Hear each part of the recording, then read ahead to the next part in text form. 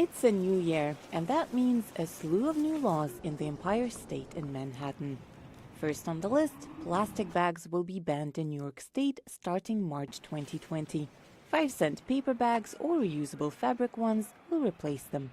It's a good idea. It helps the environment. A lot of states are doing it, so it makes sense that we should too. For now, it's easier, but yeah, if they could stop doing plastic bags, that'd be cool. It's amazing. Well, starting Monday, I won't use them anymore. The care for the environment that fueled this decision was behind some other bans, including paying to drive into the busiest areas of Manhattan. While reducing the emissions, it will also help navigate the traffic nightmare that downtown New York is for drivers and commuters. This law, though, doesn't come into effect until 2021. No. I'm moving to Jersey. Without this, it's so hard, and I don't want to pay for this. Thank you. Fees keep going up, but it's helping the community, right? The neighborhood. It's not just drivers who will see a change in the near future. Foodies will have to say goodbye to foie gras.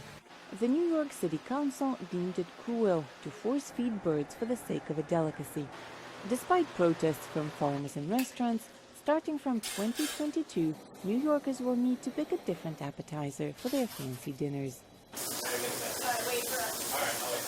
The fur ban was also met passionately, both by its supporters and those who oppose it. No fur ban! Freedom of choice!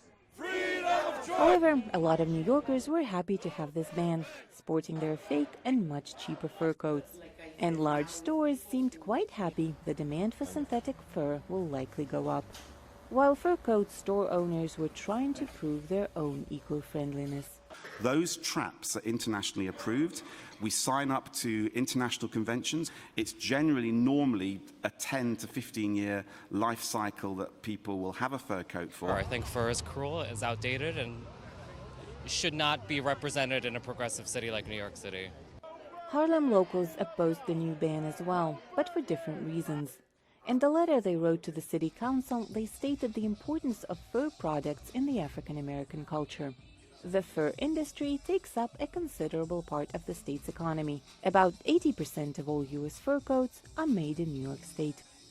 More than 10,000 people are working in this sphere, including in family companies that have been in business for decades. Yet starting in 2020, the natural fur chapter will be closed for New York. Other fur bearers have won their own fight as well. New York became the first U.S. state that officially banned onychectomy, surgical removal of claws in cats. In its desire to cover as many spheres of life as possible, New York paid attention to the grave issue of xenophobia as well.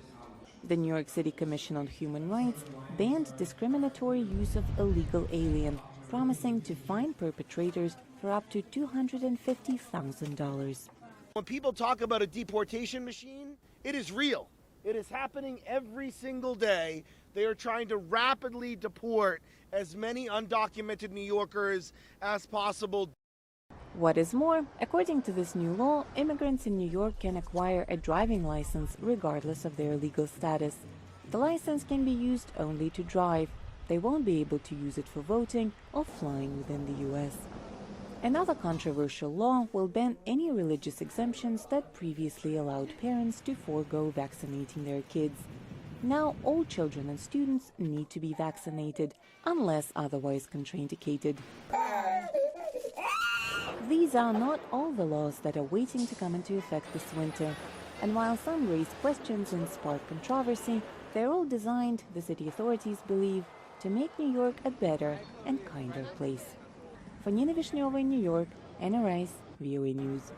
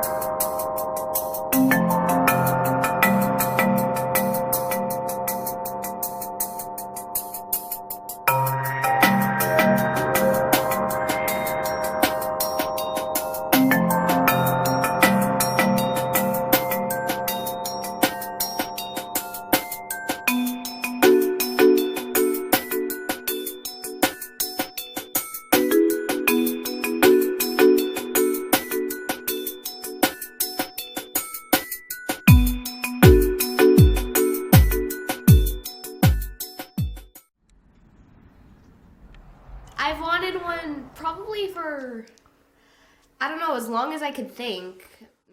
Getting a first cell phone is a rite of passage for many kids around the world. A taste of independence.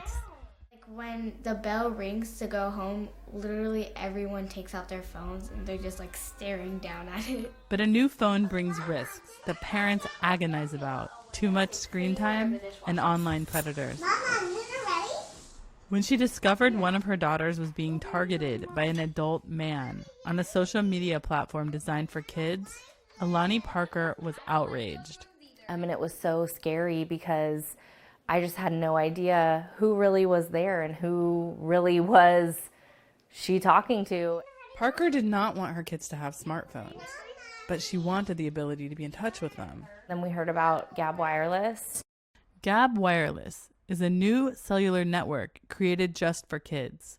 The starter phone looks just like a smartphone, but without internet. Kids can make voice calls and send text. It has a camera, calculator, calendar, and a clock with an alarm. No social networking, no videos. The average high school student now is coming home with already almost 5 hours of screen time consumption before they get home from school. We've created devices that really are advocates of living life outside of the screen. The Parker girls celebrated their new phones. Friends, however, not so much. When I told some of my friends about my phone, they were like, wow, that's just really basic. Your mom must be mean. But I know she's all just doing it to protect me and she loves me. Keeping connected to the kids while unplugging them from outside distractions and threats.